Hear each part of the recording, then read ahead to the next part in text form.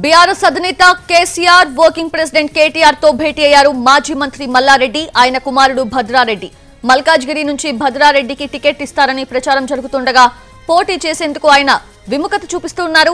ఇదే విషయాన్ని కేసీఆర్ కేటీఆర్ కు చెప్పారు మల్లారెడ్డి, భద్రారెడ్డి.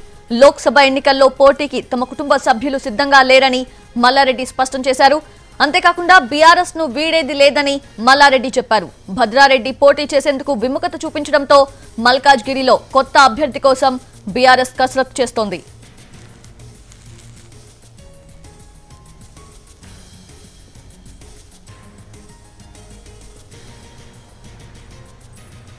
ఇదే అంశానికి సంబంధించి పూర్తి అప్డేట్స్ మా తెలంగాణ ఇన్పుట్ ఎడిటర్ దొంతు రమేష్ అందిస్తారు. రమేష్, ఏంటి విముఖత చూపించడానికి రీజన్స్ ఏమై ఉండొచ్చు? నిన్న మొత్తం మల్లారెడ్డి అల్లుడు ఇద్దరు ఎమ్మెల్యేలుగా ఉన్నారు. బీఆర్ఎస్ కు సంబంధించిన ఎమ్మెల్యేలు నిన్న కాంగ్రెస్ పార్టీలో చేరుతారనే ప్రచారం జోరుగా సాగింది.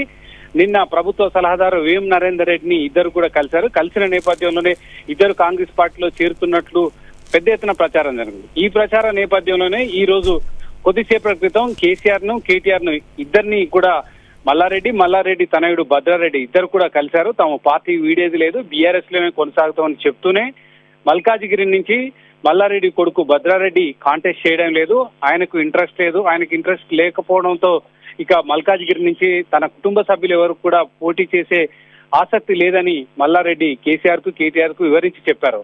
ఇప్పటి వరకు మల్లారెడ్డి తనయుడు భద్రారెడ్డి మల్కాజ్గిరి బీఆర్ఎస్ అభ్యర్థిగా ఉంటారని టీఆర్ఎస్ భావించింది. కేసీఆర్ కూడా అందుకు తగిన సానుకూల సంకేతాలు కూడా ఇచ్చారు. మల్లారెడ్డి తనయుడు భద్రారెడ్డిని కనుక పోటీ చేపిస్తే ఖచ్చితంగా బీఆర్ఎస్ కు ఆ సీటు వస్తుందని ఆశించారు. కానీ భద్రారెడ్డి విముఖత వ్యక్తం చేశారు. తను పోటీ చేయడం లేదు. పోటీ చేస్తే ఇప్పుడు నిన్న జరిగిన పరిణామాల నేపథ్యంలో నిన్న మల్లారెడ్డి అల్లుడు రాజశేఖర రెడ్డికి సంబంధించిన కాలేజీలో కూల్చివేతలు, కొన్ని 8 ఎకరాలకు సంబంధించి బఫర్ జోన్ లో ఉందంటూ కూల్చివేసిన నేపథ్యంలో ఇటువంటి పరిణామాల నేపథ్యంలోనే కుటుంబ సభ్యులు వెనక్కి తగ్గారా? ఎందుకంటే కాంగ్రెస్ ప్రభుత్వం ఉంది. కాంగ్రెస్ ప్రభుత్వంకు రేవంత్ రెడ్డి పైన మల్లారెడ్డి తీవ్రమైన విమర్శలు చేశారు గతంలో. ఈ నేపథ్యంలో జరుగుతున్న పరిణామాల నేపథ్యంలో ఒక్కసారిగా భద్రారెడ్డి పోటీ నుంచి తప్పుకున్నాడు.